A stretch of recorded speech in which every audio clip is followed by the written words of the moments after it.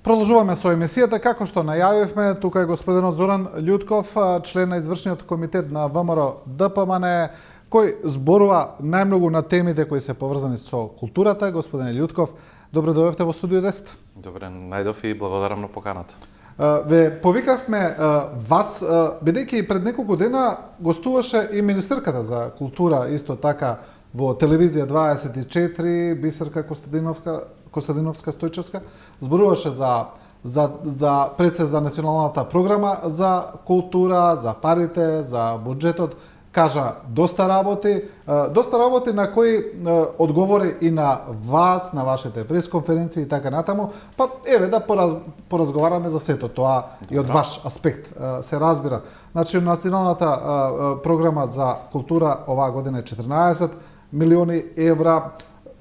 Ке кажеме, има доста работи, доста ставки во неа, зашто е наменета според министерката и според владата една од најдобрите програми до сега, а според ВМРО ДПМН една од најлошите. Прилично различни ставови, ајде да речеме.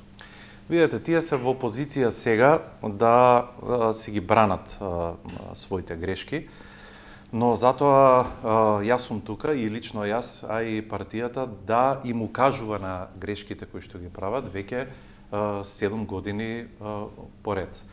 Она што зборуваат дека е 14 милиони обезбедени за програмите, тоа всушност не е така, бидејќи во тие 14 милиони влегуваат и материјалните трошоци. Значи, кога велам материјални трошоци, не мислам на комуналните, пошто ти одат под друга ставка, материјални трошоци, како што се и договорите на дело, како што се средствата за обезбедување, значи многу други работи, но тоа не е јавно објавено и ние не ја знаеме точната бројка тогаш колку е одвоено само за програми. За да можеме да кажеме колку е за програми, чисто за програми, без овие материјални трошоци, ние ќе мора да земеме, а и веќе и почнав да го правам тоа, нема време денеска да ви соопштам, проект по проект да видиме колку точно се одвоени. Мислам дека се може и помалку и од 10 да излезат. А добро, до сега не била користена иста таква методологија во поглед на представувањето на програмата? Секогаш било различно. Значи, кога се одобруваат проектите, одобрувате проекти и велите за програма и тие се програмските активности на националните установи, на другите корисници, Сдружение на граѓани, фирми и физички лица.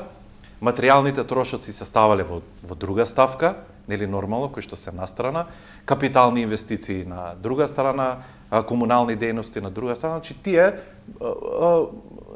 не се ставани во купот на програмите. И вие точно знаете проценка, да, оваа година се одобрени 14 милиони, но тие 14 милиони знаете дека се конкретно за програми и тогаш сваќате вие дали е зголемена сумата за програми или не е зголемена.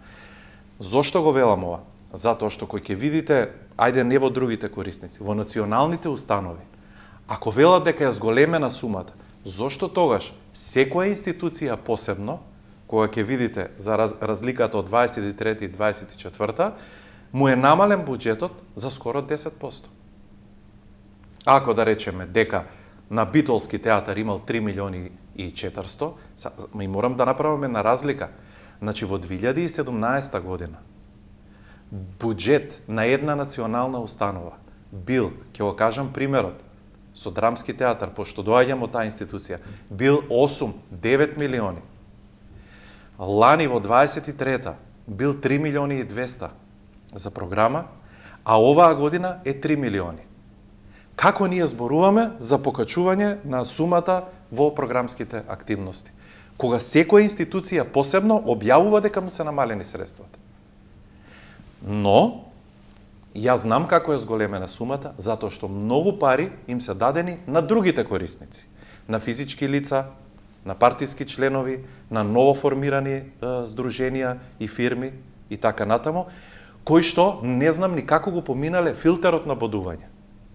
Да, ќе зборуваме за тоа, ќе зборуваме се разбира и за поединични примери, особено за оние кои вие сметате дека се проблематични. Еве јас само уште да кажам некои генерални назнаки од програмата, како што е објавено од Министерството, дека средства, меѓу другото, ќе има за одбележување на значајни јубилеи, за заштита на културно наследство, за универзалната сала, за меѓународна афирмација на македонската култура, ќе се одбележат 100 години од формирање на првиот археолошки музеј, 80 години од Националната универзитетска библиотека Свети Климен Охридски, 80 години филхармонија, 75 години танец, 20 години од смртта на председателот Борис Трајковски и така натаму, значи набројани се многу работи тука во оваа програма. Мислам, кога гледаме вака, кога ја гледаме како, ајде да речеме, лаици или како конзументи, се чини дека е се опфатено. Кога вие анализирате, велите дека не е добро. Секогаш нели велат дека работата е во деталите. Вака се. Ова, тоа е исто како да кажете, имате возило и му направивме сервис на 10.000. Тоа се тековни работи. Ви имате обврска како држава, како влада, како Министерство за култура да ги сервисирате овие работи. Секоја година се повеќе и повеќе. Значи, ова не е ништо. Ова се тековни обврски кои што треба да ги направи Министерството за култура.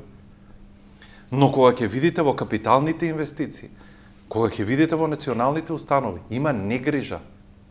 Значи не се одржуваат комплетно. Се извинам, еве тогаш ова е поразлично да речеме, како што вели министерката, вели оваа година за финансирање на проекти од национален интерес за култура се 1,5 милиони евра повеќе од ланскиот буџет.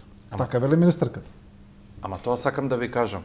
Буџетот, генералниот буџет на државата се качува така, ако лани бил 4,5 милиарди, оваа година го прогнозирале 5,5 милиарди. Така? Да. Процентот за култура е 1,34. На 4,5 милиарди е една сума 1,34, на 5,5 милиарди е друга сума.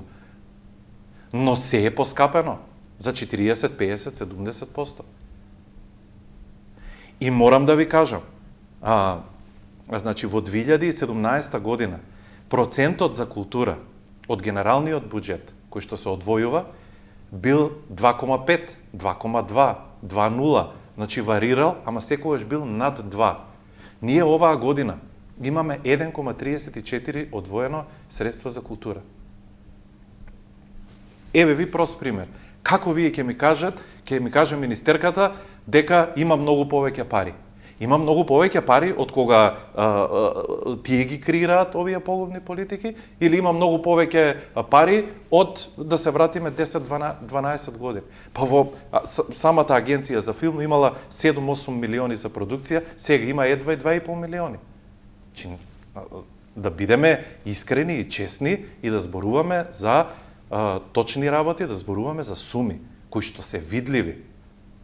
Значи, ние можеме да зборуваме да е зголемен. Да, ние можеме да кажеме лебот бил 20 денари, сега е 40 или 50. Ама тоа што значи? Да, вие сепак користите една аналогија поврзана со временска дистанца од 2017, како што ја ставате како репер. Министерката од друга страна па ги гледа годините година по година и тврди дека се зголемува. Добро, ќе позборувам. Ама еве јас ви кажав, само во драмската дејност за околу 15-16 милиони е намалена сумата. Да. Како ние ќе видиме дека е зголемена? Вие кажавте на почеток дека се сомневате дека овие пари кои се дадени, кои не се дадени за програмски дејности, туку како се ставени како трошоци и така натаму, дека вие употребивте израз дека се давани на партиски луѓе, на сомнителни издруженија и така натаму. Според ставот на Министерството за култура се вели вака: во системот за електронско аплицирање пристигнаа 3132 пријави, од кои 313 се одбиени по административна проверка, заради пријави во несоодветна дејност, непотполна документација, во некој случај наместо документ приложен е празен лист.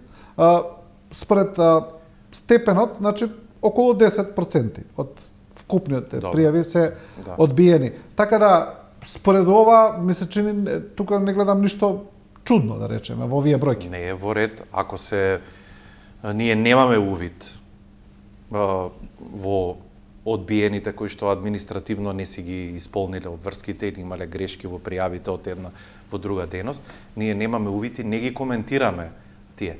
Но еве ќе ви кажам еден проблем кој што е многу симптоматичен, а тоа е начинот на бодување. Во Рете имало многу апликации и во Рете да има многу апликации, многу од нашите уметници бараат поддршка во делот на други корисници, физички лица и здруженија на граѓање. Но да ви го кажам примерот со дискредитација на одредени значајни личности во македонската култура, кои што таму според правилникот вели дека најмногу можат со 2 проекти да конкурираат. И се ограничени. Во Рете тоа, затоа што има премногу апликации, во Рете се согласувам дека може и треба на 2. Но ако тој ги исполнува условите за двете, тогаш треба да му се одобрат двете. Во фолклорот ќе ви кажам еден пример каде што една личност конкурира за 2 проекти, во едната апликација која што му е одобрена, значи за награди и признанија негови лични, добива оценка 5 и му мине проектот, а во другата апликација добива оценка 1. За награди и признанија. За истиот критериум. За истиот критериум. И сега пазете што се случува. Тука се фрла сомнеш. Значи вие, за да не му одобрите 2 проекти, незаконски е ова. Му ги намалувате, комисијата му ги намалува бодовите само за да го исврли да не добие втор проект.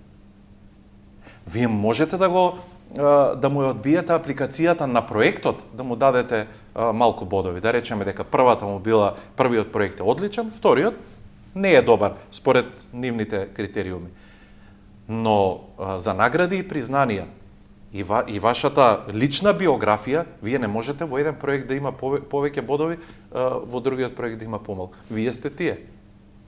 Да, јасна ми е поента. Значи, ова со бодувањето е тотална катастрофа и дискредитација на уметниците.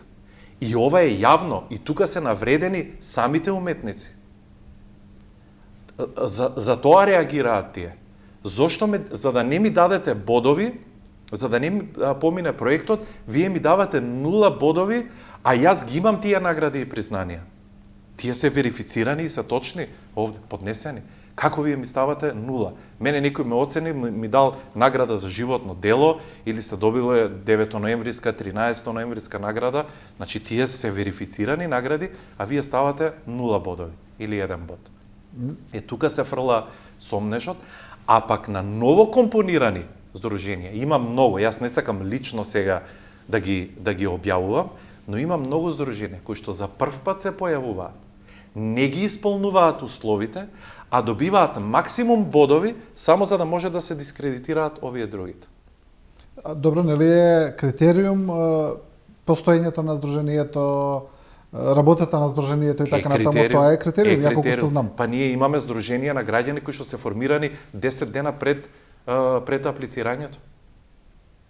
Како тоа здружение може да добие 10 бода, кога е формирано на 10 дена пред ова? Да. Сега вадам податоци од ваши ставови, каде што вие велите дека бројките во финансиските средства наменети за музичка дејност, за музичко-сценска дејност, се меѓу најголемите, да речеме, во програмата за култура, но вие велите сепак изостанува развојниот елемент. За заштита на културно наследство се финансира од 1.500.000 евра, што според вас е смешна и абсурдна сума. Значи, ова се делови од програмата. Значи, ако за музика, за музичко-сценска дејност се дадени најмногу пари, но вие сепак велите дека постојат проблеми. Тогаш, што е направено во националната програма, што е лошо? Мислам, каде е направен пропустот, ве прашам? Сега ќе ви кажам, можеби малце ќе бидам поекстензивен во овој одговор, но морам да ви ја кажам суштината. Вака. Првата грешка е што ние во 2022 ни истече Националната стратегија за развој на културата. Во 2018 е донесена стратегија за развој на културата 18-22 кога беше министер Ала Ѓозовски. Во 50% од таа стратегија беше опфатено оцрнување на претходната власт. Можете да замислите. Како, во кој смисол? Во националната стратегија, каде биле грешките 11 години на претходната власт. Значи, тоа не смеете да си го дозволите да го пишувате во национална стратегија. Значи, тоа го заборавате и вие во националната стратегија кажувате што вие во наредните 4 години ќе го направите. И од тие 50% што останале таму, пишувани, ниеден не постои човек кој што работел на националната стратегија, а е од национална институција. Се биле од граѓанскиот сектор. Значи, никој нема од внатре. А вие правите национална стратегија за развој на културата.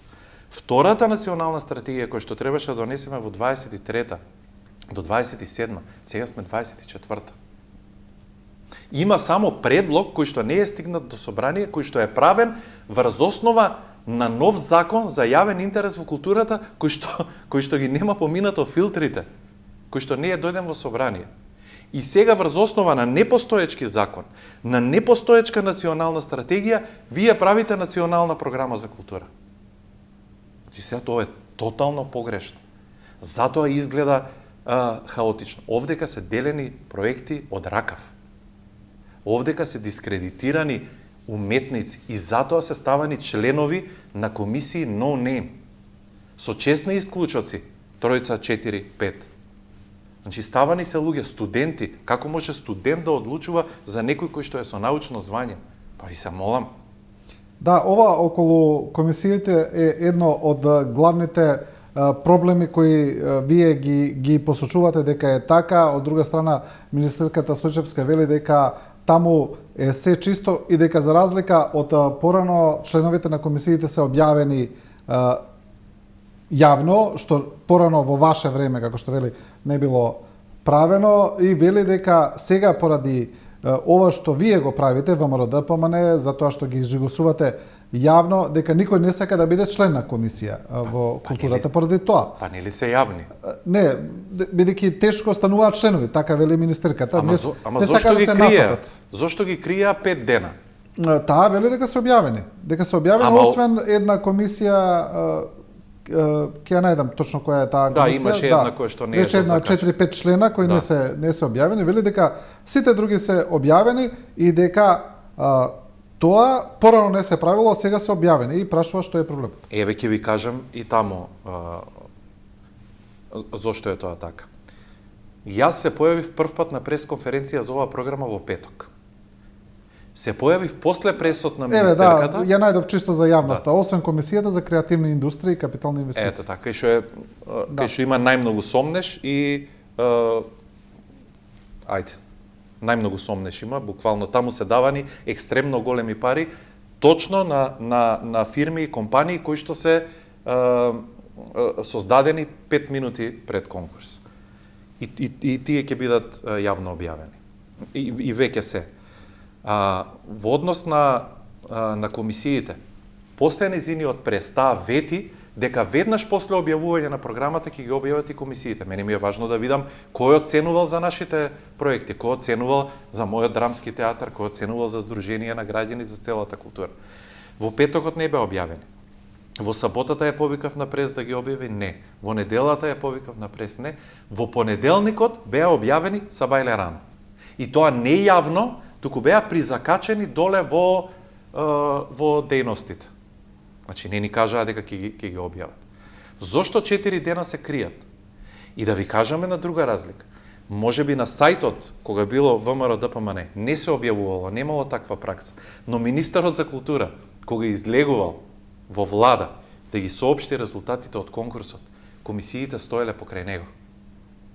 Тоа не е јавно објавување. Значи, во живо стоеле и одговарале за тоа што го направиле. И немале од што да се срамат, затоа што биле академици, затоа што биле универзитетски професори, затоа што биле со кредибилитет и затоа што имало пари за секоја национална установа. Ако сега има 3 милиони денари е дискредитирана таа национална установа, имало 9 до 12 милиони со огромни проекти. Тоа е разликата. Добро, сега ако се навраќаме, бидејќи гледам дека цело време ја користите како репер таа национална програма или таа влада на ВМРО ДПМН, тогаш имаше страшни проблеми во поглед да речеме на Скопје 2014, на како се давани парите на уметниците. Тоа се криеше цело време. Имаше судски процеси за тоа. Потоа, сега да бидеме реални. Во однос на тоа како се градени зградите, за парите кои се давани, таму се работи за суми кои се страшно поголеми од ова сега што зборуваме. Значи стотици милиони евра. Да, имало многу пари и се градело. Се прави. А зошто? Кои се тие објекти кои што се дел од културата, кои што се градени, а не се во функција или биле оцрнувани? Зарем мислите дека Филхармонија е проект кој што не требало да се направи? Мислите дека театарот во Велес е проект кој што не требало да се направи? Не зборуваме дали Зошто требало ние или не сега ги требало. оцрнуваме само проектите кои што имале фасада во барок? Не, сега вие ги проблематизирате парите како се давани, јас зборувам за истото. Тогаш за авторите на спомениците се сеќавате за хонорарите од стотици илјади евра кои потоа се криеа, не се објавува, исто така тие автори се криеа. Тоа повторно ќе кажам, потоа беше дел и од судски процеси. Добро. Значи не беше баш чисто. Добро, и сега треба да го оправдаме ова што се случува заради тоа. Не. Па еве таа власт паднала заради тоа што правела грешки. Но ако споредуваме и ако обвинуваме дека тогаш било така, сега е поинаку, еве јас го кажувам примерот како било. Не, па јас искрено одамна не ги правам тие споредби. Баш поради ова што вие го зборувате. Ама јас не ги правам сега споредбите. Министерката кај вас овде ги направи споредбите и вади секаде ливчиња од 2010-та. Ние се занимаваме уште со 2010-та. 7 години се на власт. Требаше да донесат. Ако не чинело до 2017 година, требаше да создадат национална стратегија кај што навистина ќе ја развијат културата. Да. Нас меѓународно не нема веќе.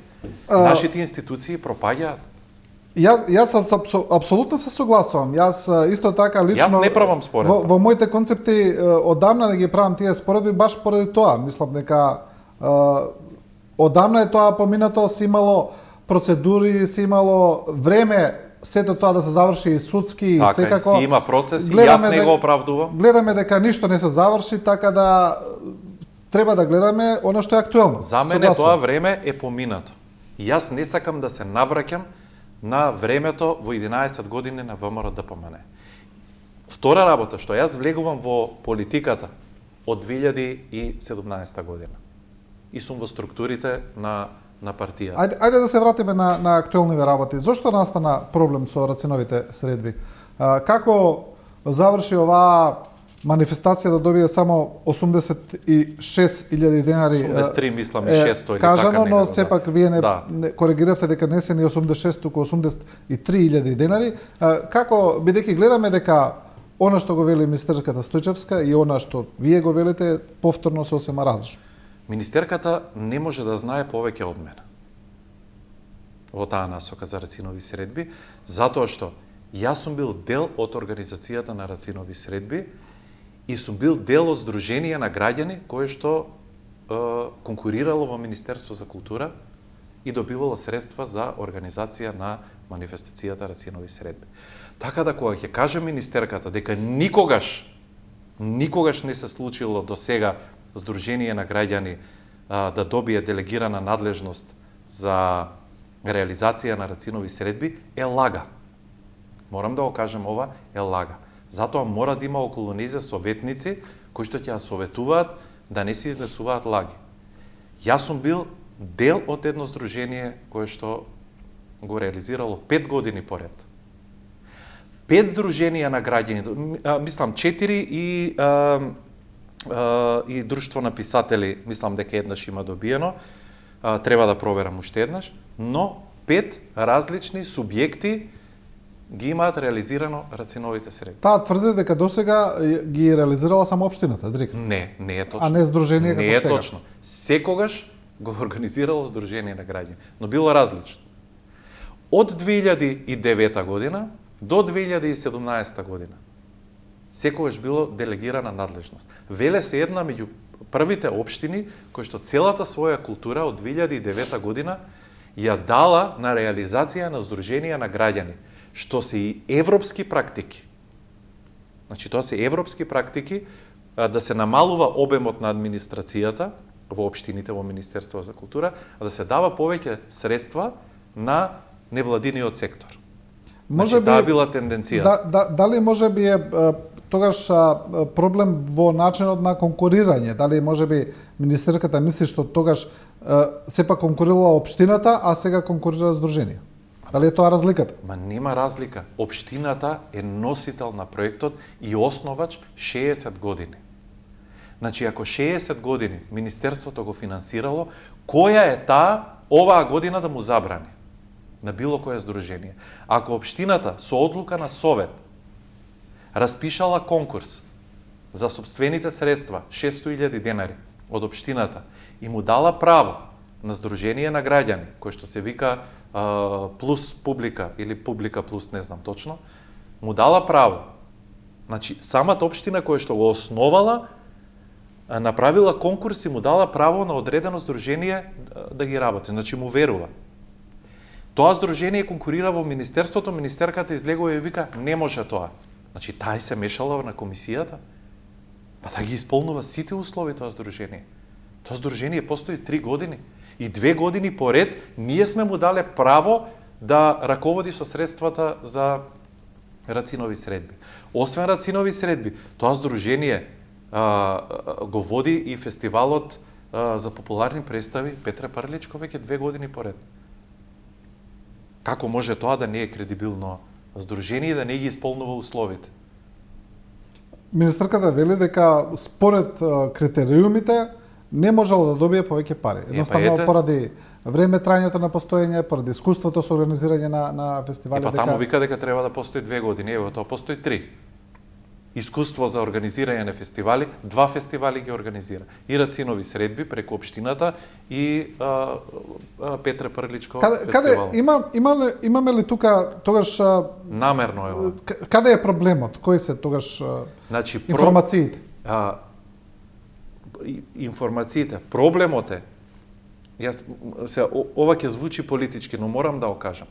Проблемот е дека се повеќе се даваат средства на проекти кои што не се од национален интерес на сметка на националните интереси. Се помалку се даваат средства на националните установи, а се повеќе на ново компонирани здруженија на граѓани и проекти кои што не ни се јасни. Сега ние имаме 900.000 денари, проект од национален интерес на човек, фирма, кој што треба да ги брише чкартаниците од шарената револуција. 900.000 денари. Тоа е во новата програма? Во новата, да. Ајде сега, кажете... Што е проектот? Како мислите? Конкретно, да ги брише тие што се ознаките од спрејови, од боја, да ги санира, да ги трне? Да ги санира, да ги избрише, да ги трне. Ете, така пишува. На недолични, не знам, надписи, бои, и не знам ти уште што изреден. Добро, на човек фирма. Тоа веројатно не е само од шарена револуција, тако воопшто било што има ишкртано и ставено. Ама може тоа да биде проект од национален интерес, зошто министерството не си распише тендер и да си ги исчисти тие работи. За фирма за чистење. За фирма за чистење. Како може тој проект да биде од национален интерес? И сега таму давате 900.000 денари на човек фирма, а на рацинови средби на 60 годишна традиција.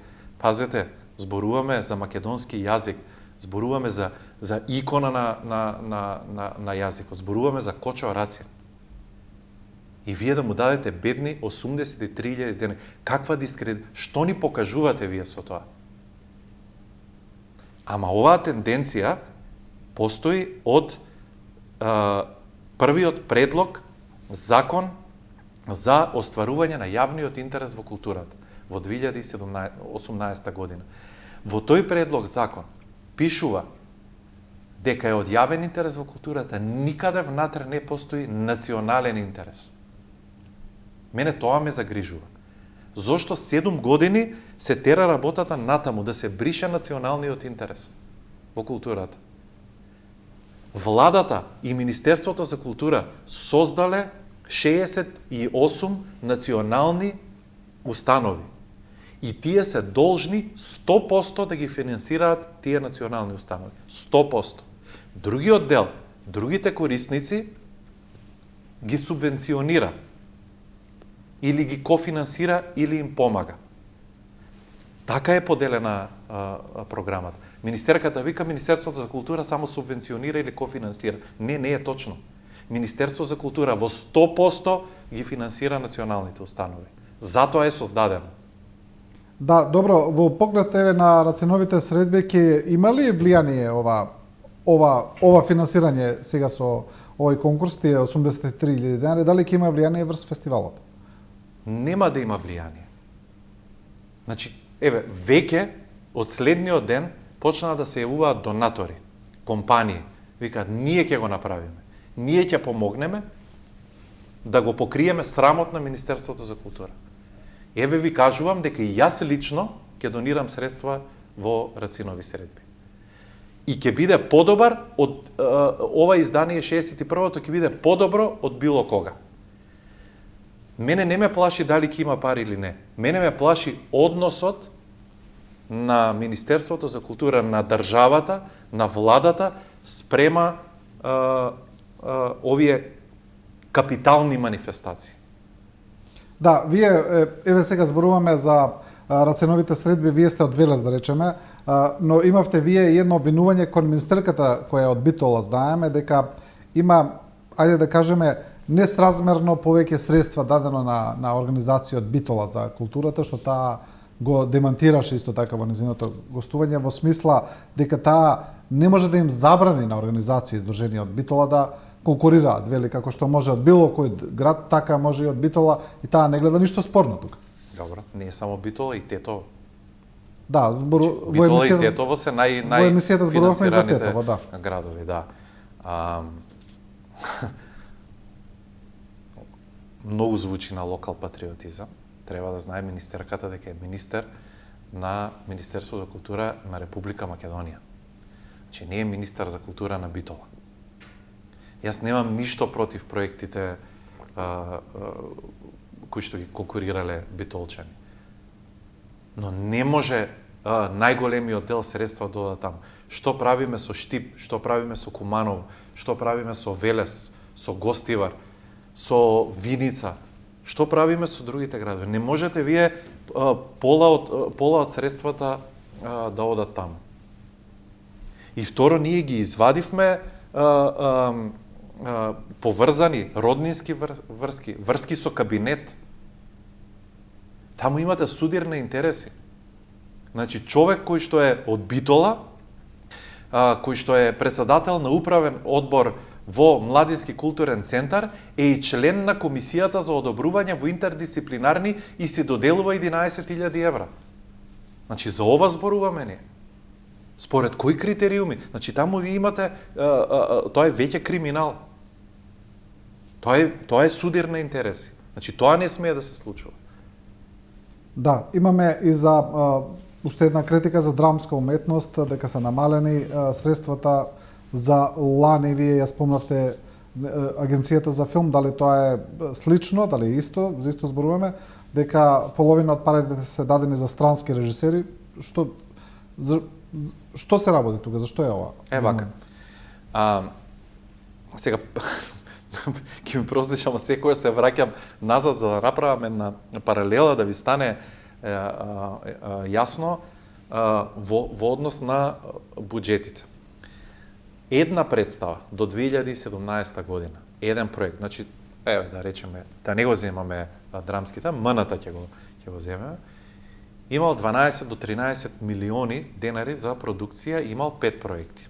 Значи, еден проект имал 1.800.000, 2 милиони денари, 30 до 40.000 евра. Сега секоја продукција има под 10.000 евра. Како ние, со толку вработени, можеме да ја испорачаме на публиката квалитетен производ? Ако цените се поскапени за 70%, самите материјали, јас имам разговарани со технички директори, кои што вели дека за изработка на сценографија, ако ни требало 10.000 евра, сега ни треба 22.000 евра заради железото, заради дрвото и не знам што, костимите, исто така материјалите, платното. Како ние со 10.000 евра ќе можеме да направиме, да го платиме режисерот, значи режисерот, костимограф, сценограф, авторска музика, тие се луѓе кои што доаѓаат од страна, не се вработени. Така? На тие треба да им се плати хонорар. Веќе никој не се нафаќа да работи за тие суми. И вас веќе ви паѓа квалитетот. И затоа ние не можеме да ги напуштиме границите од Република Македонија. Ние не сме меѓународно репрезентативни. Ние се вртиме тука во круг, локално. Не одат веќе представите на меѓународни гостувања, сакате Па да не кажете? одат. Каде да одат? Со кој квалитет ќе одат? Ние немаме направено ни категоризација на фестивали. Тие можеби ќе излезат на некој Г категорија. Ние немаме категоризација која институција на кој фестивал оди, дали е таа релевантна и колку пари ќе потроши таму, дали треба да оди таму или не треба да оди таму. Значи тотален хаос е внатре направен. Да. И сега, и ова само да го завршам во однос на странските режисери, и од тие малку проекти, немало институција под 4 проекти. Сега имате институции со 100 вработени да добијат 2 проекти максимум. Од тие 2 проекти, едниот е странец.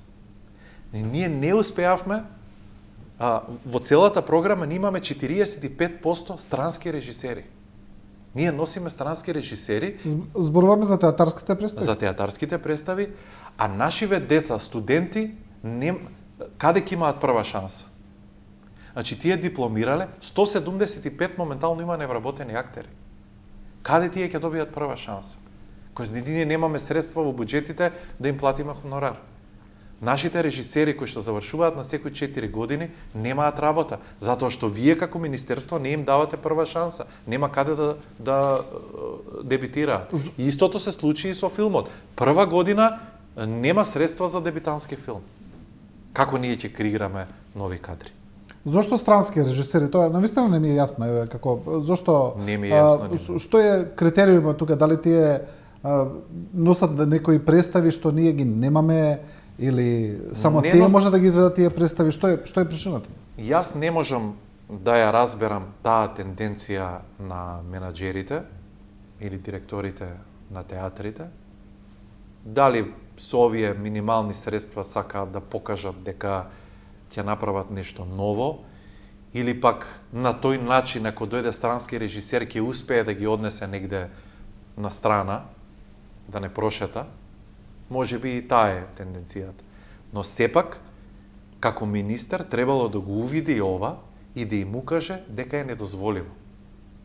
Дека треба да се погрижиме за младите режисери да добијат прва шанса. Да.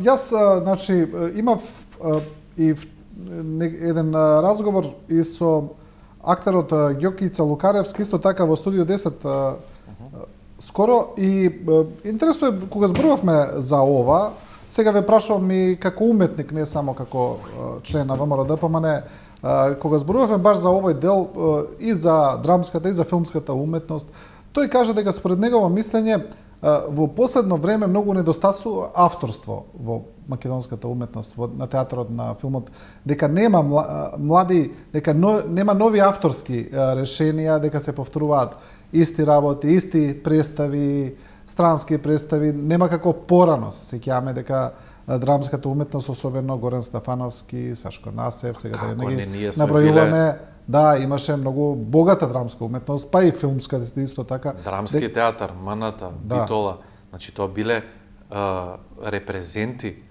кога ќе се појават некаде во странство, тоа било, како да ви кажам, со воодушевување. Не се случило Драмски или Битола да се врати од некој меѓународен фестивал од А категорија, да се врати без награда. Сега тоа го нема. Зошто го нема? Го нема баш од овие причини сега што го кажав сега. Баш од тие причини. Затоа што ние не сме ни технички, технолошки опремени, ниту сме буџетски опремени, и ние во тој случај не сме репрезентативни. Кај нас кога доаѓаат сега, било која, една Словенија која ќе дојде да гостува на фестивалот Рута во Македонија, тие си носат со шлепер, си носат своја опрема. Затоа што ние не можеме да ги исполниме овде нивните барања. Ние имаме рефлектори од 73-та, од 80-та. Нешто што е за нас незамисливо. Па незамисливо. Освен филхармонија, театарот во Велес, МНТ, се институции кои што имаат буквално најсовремено техничка опрема со ротации, со светла микрофони и можат да обслужат било која светска театарска институција да дојде во Македонија. Но, во право е Ѓокица, од овие причини ние не можеме, затоа што не можеме да им обезбедиме на младите луѓе буџет, ние не им даваме шанса. Ние не им даваме ниту нови автори. Нас ни е полесно сега да најдете некој текст кој што е стар 200 години, каде што нема да плаќате авторски права, ќе си викнете режисер кој што ви е вработен во институцијата, млад актер нема да викнете затоа што нема со што да го платите и ќе правите рециклажа на костими и сценографија само за да можете да си исполните годишната програма. И тој производ кога ќе го видите вака, велите добро. Во ред. За дома, во криза сме, може и да поминува. Да, поминува. Ајде, што не поминало, па и ова ќе помине. Ама ова трае со години веќе. И тогаш се губи квалитетот. Се губи квалитетот. Се губи квалитетот. Се прават се помалку представи, а се вработува се повеќе и повеќе. Наместо ние сега да ги унапредуваме во звања актерите, кои што се мачат и работат, ние за сметка на унапредувањата вработуваме нови, а немаме буџет за да им дадеме работа. Значи, видете кој дисбаланс го има. Се помалку пари за продукција, се повеќе вработувања и се повисоки плати. А ако го пресликаме ова во приватниот сектор, буквално ќе речат, вие сте луди. Тотално не е логично, без економска оправданост. Нема никаква економска оправданост. Еве за крај, уште за филмот и за филмската уметност, истата е констатацијата.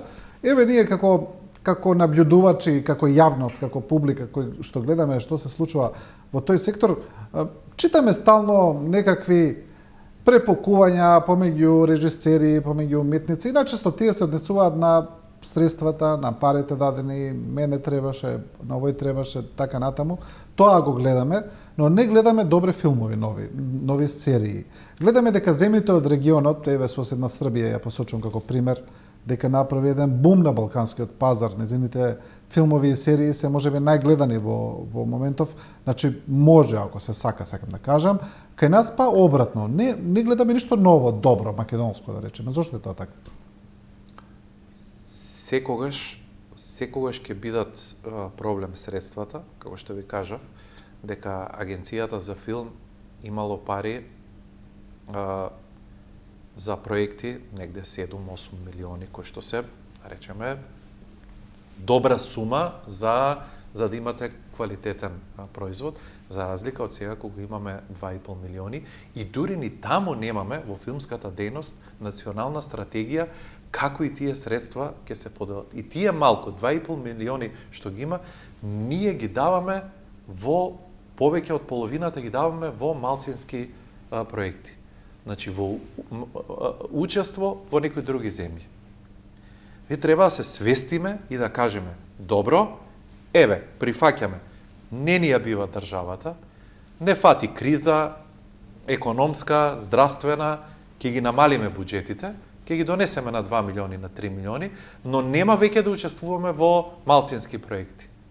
Средствата ќе ги даваме само на дебитантски филмови. Ајде да им помогнеме на младите, кои што немаат никаков приход, а имаат желба да работат, ќе им дадеме да снимаат кратки филмови, да имаат прв филм дебитантски, за да можат, нели, да имаат одскочна даска и да одат понатаму и понатаму. И ние сега ги гушиме нив и сите средства ќе си ги поделат еден до двајца автори. И гледаме дека се тоа претежно истите автори. И тоа се истите автори и едни меѓу други ќе се изедат. А успех нема. Агенцијата за филм е заглавена и таму Предпоставувам дека се должат многу средства. Имаме неисплатени филмови од последниве 2-3 години, каде што самите продукции чекаат, а тие имаат уплатено банкарски гаранции за да ги снимаат. Не можете да добиете копродуценти од странство затоа што немате гаранција дека ќе ги добиете тие средства, и тоа е исто таму тотален хаос. Мене ми е многу жал што го зборувам ова. Навистина ми е многу жал. И од тие причини жестоко се борам и укажувам дека јас сум човек од културата. Јас сакам да се вратиме назад на стапките кои што сме ги имале како почетни позиции.